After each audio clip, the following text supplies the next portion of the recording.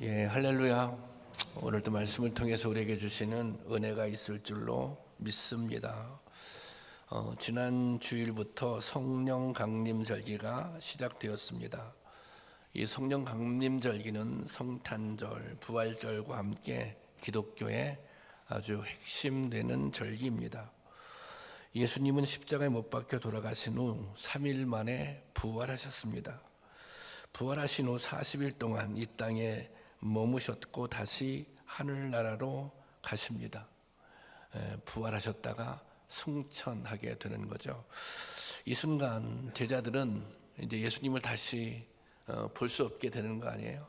또 예수님과 함께 살아갈 수 없게 되는 거죠. 제자들이 너무 막막하고 이제 두려워하고 있을 때 제자들에게 예수님께서 성령님을 보내줄 것을 약속하십니다. 예수님 부활로부터 50일째 되던 날 제자들이 모인 곳에 성령이 강림합니다. 여기서부터 교회 역사가 시작되는 것입니다. 성령님은 주님께서 교회에게 불어넣어 주신 생명의 숨결입니다. 성령이 오심으로 교회라는 거룩한 공동체 역사가 시작이 된 것입니다. 우리 참기쁨교회의 목표와 정체성을 나타낼 수 있는 가장 중요한 단어를 꼽는다면 건강성이라고 할 수 있습니다. 우리 참기쁨교회는 건강한 교회를 꿈꿉니다. 건강하다는 것은 육체와 정신이 아무 탈 없이 튼튼한 상태를 뜻합니다. 우리가 병이 나게 되면, 병이 나서 몸이 불편하게 되면 움직이기를 싫어합니다. 건강하고 힘이 있어야 활발하게 움직이고 생산적인 활동을 할 수 있습니다.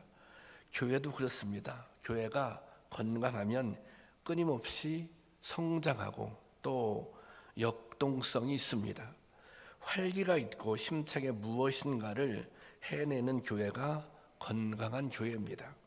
활기가 있고 힘차게 무언가 새롭게 도전하는 교회, 움직이는 교회, 그 교회가 건강한 교회입니다.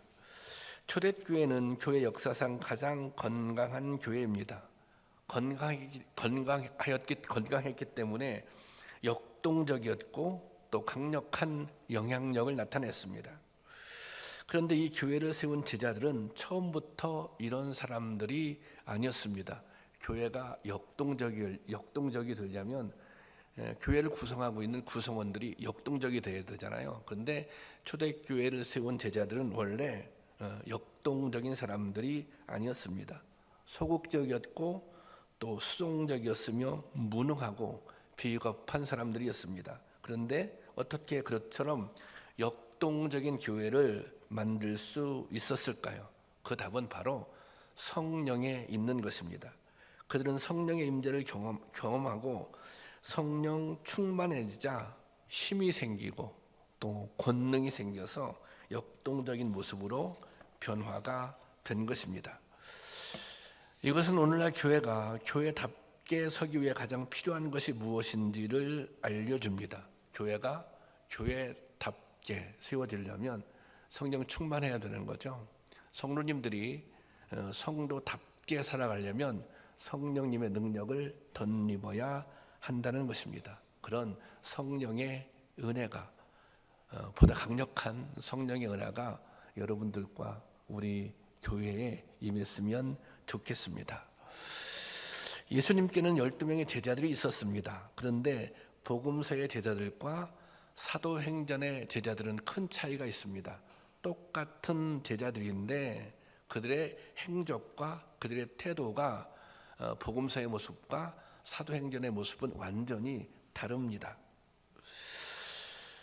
베드로는 어부였는데 단순하고 다혈질적인 성격이었습니다. 또 많이 배우지 못했으니 좀 무식했을 것입니다. 주님이 물 위로 걸으시는 모습을 보고 대뜸 자기도 물 위를 걸어보겠다고 바다로 뛰어들었던 베드로입니다. 예수님이 잡히시던 날 밤에 예수님을 지키기 위해서 또 칼을 빼어 들기도 합니다.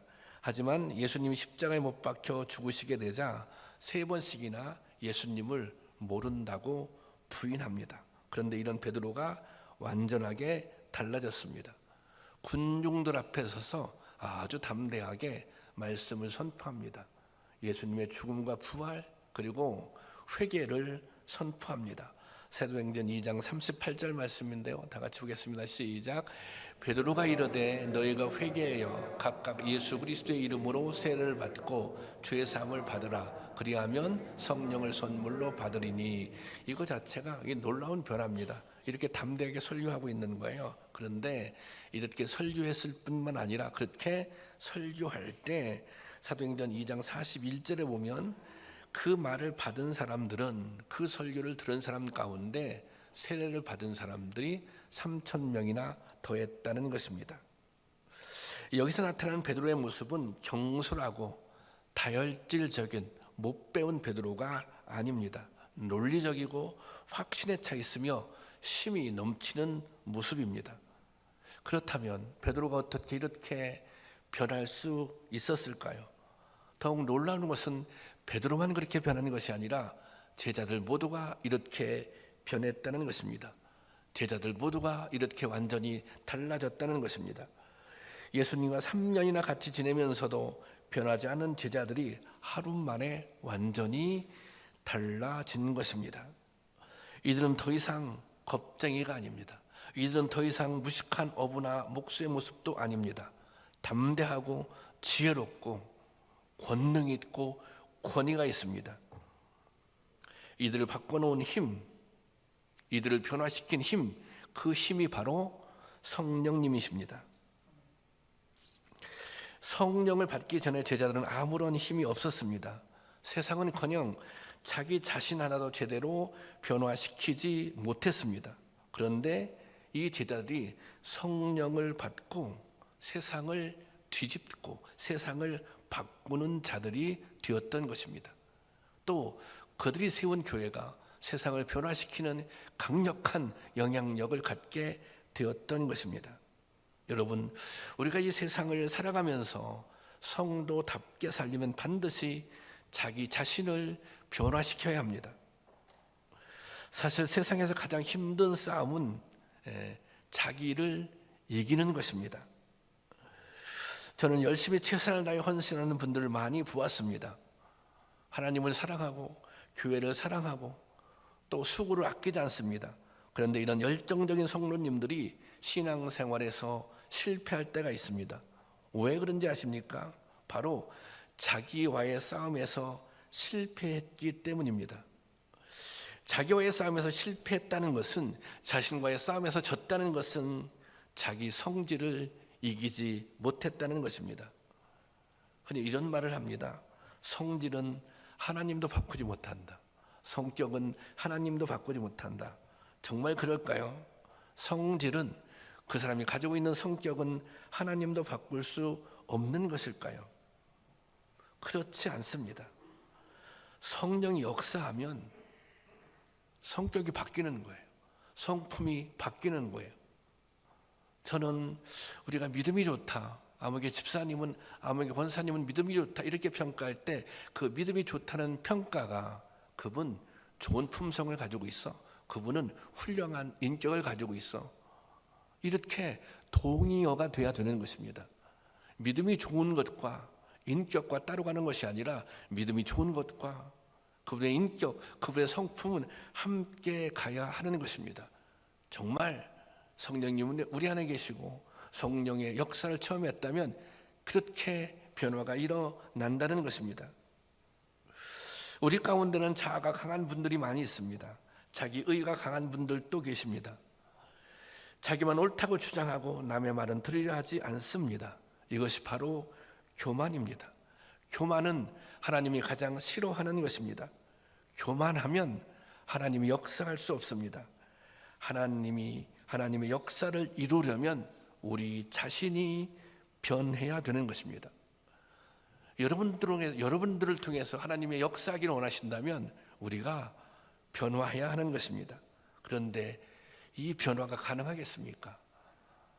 사실 변하기가 어렵습니다. 솔직히 변화라고 하는 것은 우리가 노력한다고 해서 다 변화되려면 얼마나 좋겠어요. 그런데 사실 우리 자신만의 힘만으로는 불가능한 부분이 있습니다. 우리가 변하고 싶지만, 변하려고 노력하지만 그래도 다 변화되는 게 아니라는 거예요. 우리의 힘이 아니라 더 큰 어떤 힘이 작용해야 합니다. 우리의 힘뿐 아니라 나보다 더 큰 힘이 작용해야 하는 거예요. 더 큰 힘을 덧입어야 하는 거예요. 이 힘이 바로 성령입니다. 여러분, 제자들의 변화는 성령으로 인한 변화입니다.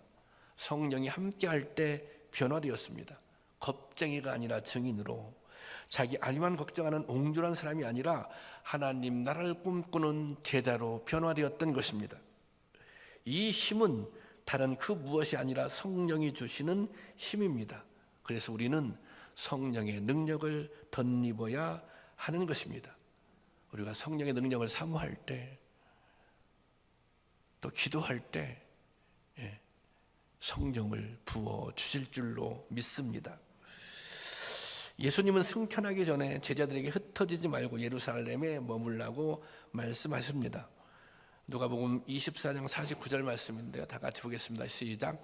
아버지께서 약속하신 것을 너희에게 보내리니 너희는 위로부터 능력으로 입혀질 때까지 이 성에 머물라. 어디 다른 데 가지 말고 이 예루살렘에 머물러 있어라. 그러면 너희들이 성령의 임재를 경험하게 될 것이다. 마침내 오순절날 제자들은 지금까지 그 누구도 경험하지 못한 엄청난 사건을 경험합니다. 바로 성령이 임한 것입니다. 오늘 우리가 읽은 본문은 이 성령의 임재를 아주 역동적으로 표현하고 있습니다. 불같이 강하고 급한 바람처럼, 또 방언하고 혀가 갈라지는 현상들이 나타나고 그런데 여기 1절을 보면 1절 보면 이렇게 얘기해요. 오순절 날이 이미 이르매 그들이 다 같이 한 곳에 모였더니 이렇게 기록하고 있습니다. 여기 중요한 건 뭐예요? 다 같이 한 곳에 모여 있었다는 거예요. 다 같이. 이것은 성령의 임재가 어떤 한 사람에게 일어나는 것이 아니라 공동체가 함께 경험했다는 것입니다. 어떤 한 사람에게 성령이 임재하는 것이 아니라 공동체, 우리가 지금 함께 예배를 드리고 있잖아요. 함께 기도할 때, 함께 예배 드릴 때, 함께 찬양할 때 모든 사람에게 이 성령의 임재의 역사가 나타났다고 하는 것입니다. 여기에 놀라운 폭발력이 있습니다. 여기에서부터 교회가 탄생하는 것입니다. 그뿐이 아닙니다. 성령을 받은 사람들은 진정한 공동체로 거듭났습니다. 성령 충만해서 예수님의 가르침대로 살아갔던 것입니다. 이게 중요해요. 우리가 성령 충만을 얘기하고 성령 충만을 강조하고 성령의 능력을 강조하는데, 여러분, 성령 충만의 가장 강력한 능력이 무엇인지 아십니까? 그것은 어떤 다른 신비한 현상이 아니라 말씀대로 살아가는 거예요. 말씀대로 살아갈 수 있는 힘을 얻는 거예요. 이 말씀대로 살아간다고 하는 것이, 예수님의 가르침대로 살아간다고 하는 것이, 이게 좀 쉬운 것도 있지만 어려운 것도 있습니다. 내 이웃을 내 몸과 같이 사랑해라, 한없이 용서해라, 원수를 사랑해라. 이것이 우리의 노력으로 가능한 일입니까? 그렇지 않습니다. 이 성령의 능력을 덧입을 때 그렇게 할 수 있는 거예요. 성령의 능력을 덧입을 때 예수님의 가르침대로 살아갈 수 있는 것입니다. 그래서 이 성령의 능력을 덧입어서 초대교인들은 서로 사랑했습니다. 잘못이 있어도 서로 용서했습니다. 자신의 것을 포기하며 부족한 사람들을 돌보고 함께 나눴습니다. 함께 울고 함께 우는 진정한 교제가 있었습니다. 이것이 진정한 교회, 하나님이 다스리는 공동체의 모습인 것입니다. 이처럼 진정한 교회로 세워지니 세상 사람들이 그 모습에 감동했습니다. 교회를 칭찬하고 교회에 와보고 교회에 가보고 싶었던 것입니다. 사도행전 2장 47절 말씀입니다. 함께 보겠습니다. 시작. 하나님을 찬미하며 온 백성에게 칭송을 받으니 주께서 구원받은 사람들을 날마다 더하게 하시니라.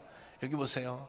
하나님을 찬미하며 그들이 또 온 백성에게 칭송을 받으니, 온 백성에게 칭송을 받았다는 거 아니에요. 이 온 백성은 교회 다니지 않는 사람들, 우리가 흔히 얘기하는 세상 사람들, 예수님을 모르는 사람들, 예수님을 알지 못하는 사람들이, 주님을 믿지 않는 사람들이 교회를 칭찬했다는 것입니다. 또 교회에 가보고 싶어 했다는 것입니다. 초대교회가 폭발적인 부흥을 경험합니다. 그런데 무슨 그 교회가 전도 프로그램이 있어서, 좋은 양육 프로그램이 있어서 그렇게 부흥하는 것이 아닙니다. 이런 초대교회의 모습, 성령 충만해서 말씀에 순종할 때 나타냈던 놀라운 역사, 새로운 공동체의 모습이 사람들로 하여금 그들을 감동시키고 가보고 싶은 교회를 만들었던 것입니다. 이것은 세상 사람들이 초대교회를 보며 삶의 새로운 대안을 발견했다는 뜻입니다. 교회라고 하는 공동체가 세상에 희망이 된 것입니다. 이게 너무나도 중요해요. 오늘날 한국 사회가 교회 때문에 희망이 있는 것 같습니까?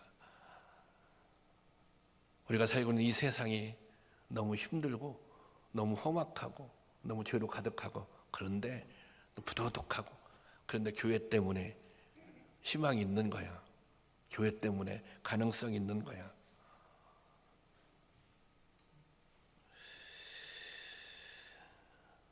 사람들은 교회를 보며 희망을 발견하고 대안을 얻을 수 있을 때 진정한 부흥이 시작됩니다. 사람들이 교회 모습을 보면서 희망을 발견하고 대안을, 삶에 대한 대안, 세상에 대한 대안을 얻을 수 있을 때 그것이 진정한 부흥이 시작되는 것입니다. 이것이 진정한 의미의 선한 영향력인 것입니다.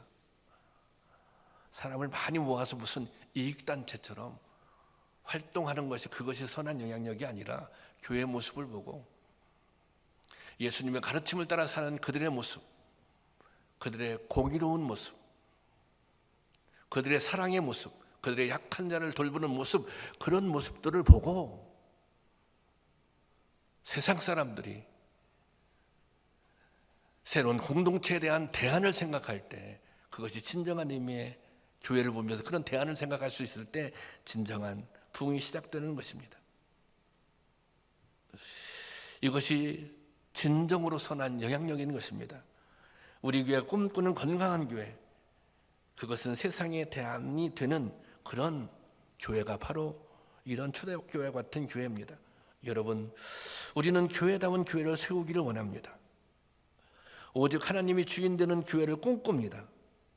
세상의 대안이 되는 교회, 선한 영향력을 끼치는 교회를 꿈꾸고 있습니다. 어떻게 이 꿈을 이룰 수 있겠습니까? 성령 충만의 그 답이 있는 것입니다. 성령의 힘을 덧입을 때 우리가 그렇게 살아갈 수 있습니다. 우리가 그 사역을 감당할 수 있는 것입니다. 그래서 교회가 힘을 가지려면, 여러분들이 성도답게 살기 위해서, 예수님의 말씀에 순종하기 위해서는 힘을 가져야 돼요. 이 성령의 도우심을 간구해야 하는 것입니다. 성령이 임재하고 성령이 다스리고 성령이 역사하실 때 교회다운 교회가 되고 진정한 부흥이 이루어지는 것입니다. 사람의 역사를 만드는 교회가 아니라 하나님의 역사를 이루는 교회가 되는 것입니다. 여러분, 우리 참기쁨 교회가 이런 교회가 될 수 있기를 원합니다. 성령님이 임재하는 교회, 날마다 성령의 역사가 체험되고 증거되는 교회가 되기를 원합니다. 우리 교회가 그런 교회 될 수 있겠죠? 여러분 기도하시면 됩니다. 여러분 성령님을 간구하시면 됩니다. 특별한 사람에게 임하는 능력이 아닙니다. 저는 제가 농촌에서 목회를 한 5년 정도 하고 5년 정도 하다가 제법 큰 교회 부목사를 갔습니다. 그래서 거기에서 이제 교육 목회를 했는데요. 교회학교 또 이게 중고등부, 청년부, 이게 중고등부가 청년부는 제가 이렇게 직접 이제 맡아서 사역을 했습니다. 저는 굉장히 목회를 열심히 했습니다. 처음에 할 때도 열심히 했고, 그래서 어느 정도 이렇게 열매도 있었고요. 부목사 가서 정말 목회를 열심히 했어요. 그런데 목회를 열심히 했어요. 설교 준비도 열심히 하고 아이들 맛있는 것도 사주고. 근데 자꾸 목회가 안 되는 거예요. 자꾸 이렇게 꼬이는 거예요. 그래서 야, 이게 참 왜 이렇지? 난 이렇게 열심히 하는데 목회가 이렇게 안 되나? 왜 그렇게 목회가 힘드나? 어느 날 담임 목사님이 저를 불러서 이런 말씀을 하시는 거예요. 목사는 참 좋은 점이 많아. 열심히 하고 또 그냥 논리적이고 또 분별력도 있고 추진력도 있는 것 같고, 그런데 하나가 부족해, 하나가. 그러면서 저에게 목사는 불을 받아야 돼, 그렇게 말씀하더라고요. 그게 그분의 표현이에요. 불을 받아야 된다고 하는 것이 성령의 임재를 경험해야 된다는 거예요. 제가 이제 청소년 이제 교육 목회를 한 2년 정도 하다가 굉장히 어떤 이 어려움에 빠졌습니다. 열심히 해도 안 되고, 또 아이들이 저를 그냥 너무 별로 안 좋아하는 거예요. 마치 그냥 나이 많은 꼰대처럼 생각하는 것 같고. 그래서 야, 이러다가 사역을 못 하겠구나. 이게 이제 그해 여름에 청년부들하고 저 무란이라고 하는 그 충북에 있는 영동에 있는 무란이라고 하는 곳이 있는데, 거기 무란교회라고 제 동기가 거기서 목회해서 청년들하고 이제 그곳에 수련회를 갔습니다. 근데 저도 마음이 좀 다급하죠, 답답하죠. 야, 난 왜 그렇게 열심히 했는데 목회가 안 되지? 난 나름대로 열심히 하는데 애들이 왜 나를 그렇게 싫어하는 것 같지? 또 갈등도 있고. 그래서 이제 그 아이들하고 그래, 올해 수련회가 마지막일 수도 있다. 더 이상 이게 해결이 안 되면, 극복이 안 되면 뭐 사역할 수 없는 거지. 아이들하고 이제 같이 그곳에 가서 수련회 가서 이제 기도하게 됐습니다. 기도를 하게, 저도 좀 이렇게 간절했겠죠. 이게 어떻게 하면 좋아요, 하나님? 이게 참 제가 목회를 하긴 해야 되는데 왜 저는 이렇게밖에 목회를 지금 못 하고 있죠? 저는 나름대로 간절했어요. 그런데 아이들하고 찬양하는데 갑자기 제가 막 이렇게 눈물이 나기 시작했어요. 지금도 찬양할 때 그때 이후로 저도 제가 이렇게 눈물이 많아졌는데요. 저 그 전에 굉장히 제가 냉철한 사람이었습니다. 일 중심의 사람이었거든요. 근데 저는 모르게 막 눈물이 나는 거예요. 가슴이 뜨거워지기 시작하는 거예요. 이게 도대체 무슨 현상이지? 가슴이 뜨거워지고 막 눈물이 나고. 수련을 2박 3일 했는데 첫째 날 좀 은혜가 있었어요. 둘째 날인데 비가 왔어요. 비가 여름에 이제 비가 오니까 둘째 날은 막 캠프파이어하고 이제 그렇게 하잖아요. 청년 회장이 좀 첫째 날에 은혜가 됐든지 목사님 비도 오고 그러니까 우리 기도회나 한 번 더 하죠, 그러더라고요. 그래서 이제 같이 기도하기 시작했어요. 그런데 정말 그때 제가 여태까지 경험해보지 못한 강력한 은혜를 체험했습니다. 지나고 보니 그게 뭐예요? 그게 성령의 임재를 경험한 것입니다. 제가 열심히 했지만 안 된 부분이 있어요. 제가 좀 최선을 다했지만 부족한 부분이 있었던 거예요. 그것은 진정한 의미의 제가 성령의 임재를 경험하지 못하고 목회했었다는 거예요. 그래서 그때 그 수련회 갔다 와서 제가 바뀌었어요. 제 모습에 깜짝 놀랐어요. 저는 무슨 찬양을 부를 때 뭐 손 들고 찬양하는 사람도 아니고, 지금도 제가 그런 거 별로 좋아하는 사람이 아니에요. 기도할 때 막 소리 내어서 방언으로 기도하는 거, 저 그런 거 약간 거부했던 사람이에요. 근데 저도 모르게 막 기도하고 싶은 거예요. 저도 모르게 막 찬양하고 싶은 거예요. 손 들고 찬양하고. 심지어 어느 날은 새벽에 기도를 하는데 제가 이 바닥에 무릎 꿇고 성도님들 다 간 다음에 기어다니면서 회개했던 경험도 있습니다.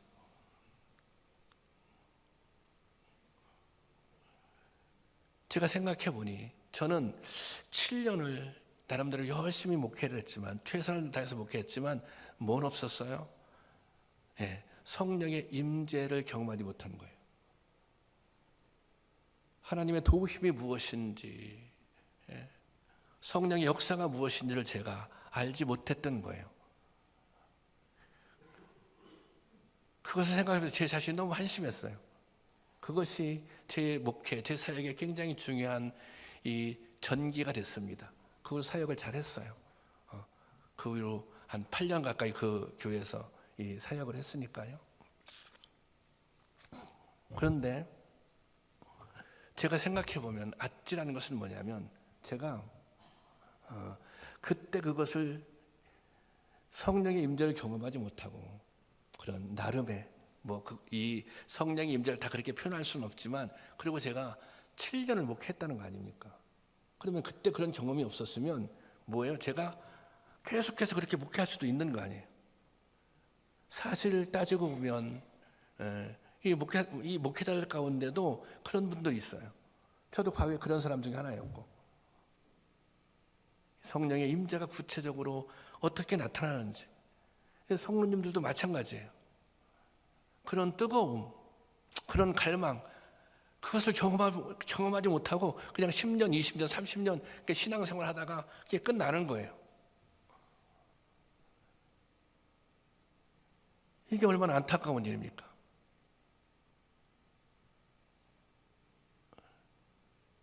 근데 제가 요즘에 이런 생각을 했어요. 그러면 그런 성령의 임재를 경험했어요.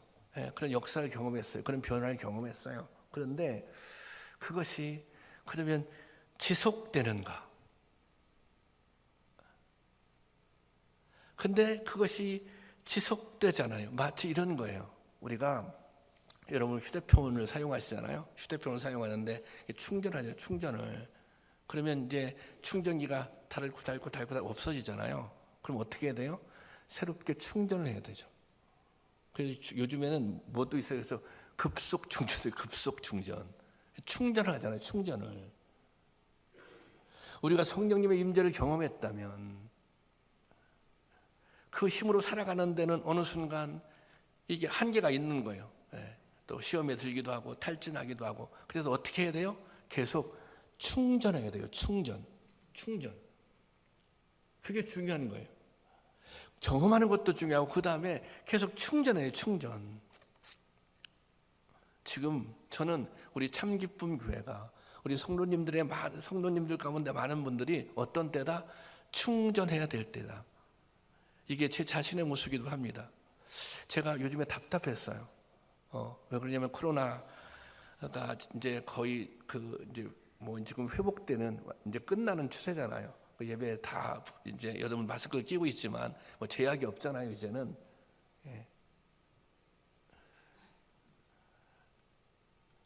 그때 보니까 답답한 거예요. 성도님을 볼 때도 답답하고 그때 시간이 지나면서 저 자신에게 있어서 너무 답답한 거예요. 이게 뭔가 새롭게 시작해야 되는데 내 안에 새롭게 할 수 있는 열정이 있는가. 그런데 제가 그런 생각을 했어요. 그래도 참 다행이다. 지난주 수요 성령 기도를 하면서 그런 생각 지난주에 뭐냐면 저에게는 경험이 있다는 거예요. 어떤 경험? 성령 임재의 경험이 있어요. 뜨겁게 기도했던 경험이 있어요. 눈물을 흘리며 기도했던 경험이 있어요. 그렇게 회개했던 경험이 있어요. 그리고 하나님의 임재를 경험했던 거죠. 그렇게 새롭게 시작했던 거죠. 그래, 내가 경험이 있는데 이제 다시 충전해야지. 충전하면 되지. 성령님은 어떤 능력이 있어요?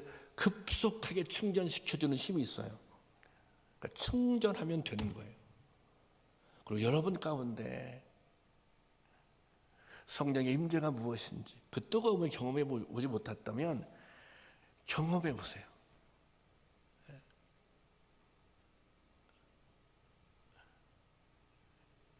우리가 성령 충만을 경험하는 방법이 두 가지예요. 하나는 오늘 성경 말씀에도 오늘 말씀에 보면 오늘 말씀이 아니라 여기 사도행전 1장 4절 말씀 한번 보겠습니다. 사도행전 1장 4절 쭉 내려가서 자, 제가 볼게요. 예루살렘을 떠나지 말고 내게 들은 바 아버지께서 약속하신 것을 기다리라 그랬어요. 여기서 약속한 것은 뭐예요? 성령님이에요. 성령님. 지금 제자들의 상황이 너무 심각합니다. 왜 심각해요? 예수님은 지금 떠나갔어요. 그럼 제자들이 제자로 산다고 하는 것은 이것은 정말 이게 목숨을 건 모험이에요. 너무 막막한 거예요. 어떻게 살지를 모르겠는데, 어떻게 해야 할지를 모르겠는데. 이 제자들은 이게 예수님 승천하는 것도 처음 경험하는 것이고 성령이 무엇인지 몰라요. 제자들은. 근데 예수님께서 기다리라고 한 거예요. 약속한 성령을 부어주리니 기다려라. 그래서 그들은 기다렸던 거예요. 다시 말하자면 말씀에 순종했던 거예요. 말씀에 순종할 때 성령님이 임했다고 하는 것입니다. 여러분은 우리도 마찬가지예요. 우리가 말씀에 순종할 때 하나님의 성령의 임재를 경험할 수 있는 것입니다. 그리고 또 한 가지는 사도행전 1장 14절 말씀 보겠습니다. 제가 보겠습니다. 여자들과 예수와 어머니와 마리아와 예수의 아우들과 더불어 마음을 같이하여 오로지 기도에 힘쓰더라 그랬어요. 자, 여기 보세요. 오로지 기도에 힘쓰더라. 마음을 같이해서.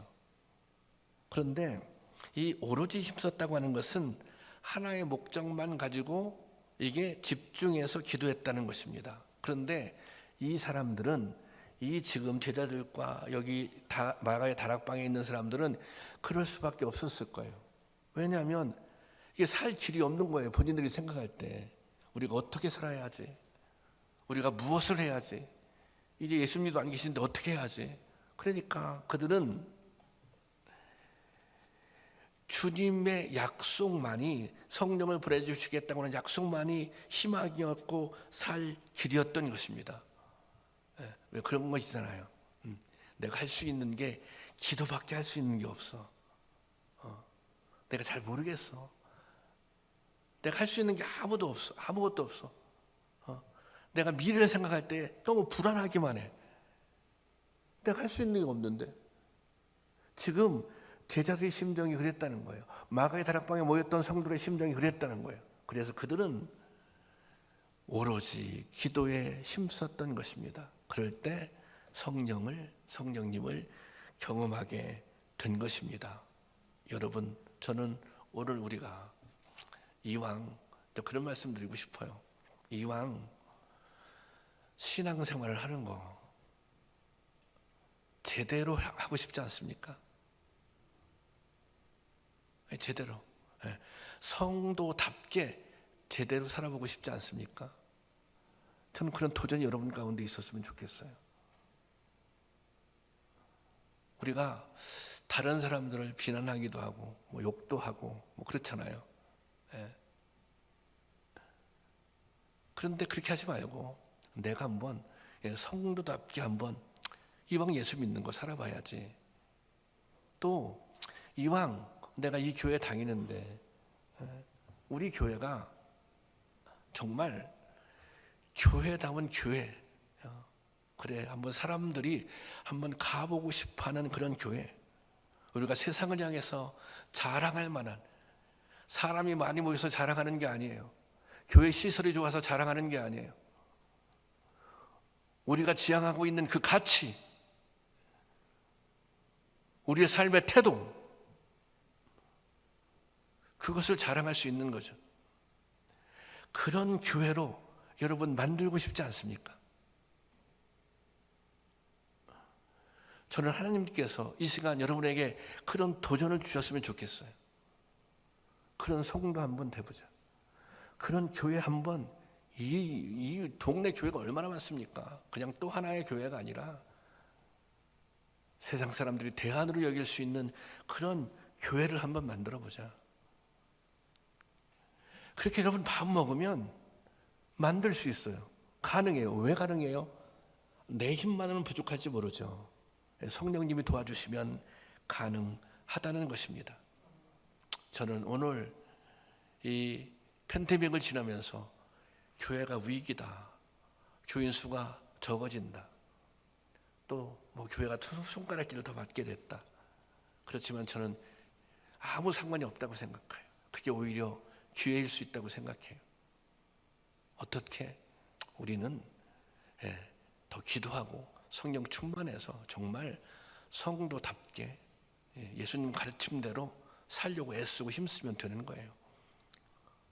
또 정말 교회다운 교회 한번 만들어 보려고 애쓰고 힘쓰면 되는 거예요. 그러면 하나님께서 더 큰 은혜, 더 큰 역사를 우리 가운데 허락해 주실 줄로 믿습니다. 이 시간 다 같이 일어나서 찬양하고 함께 잠깐 기도하겠습니다.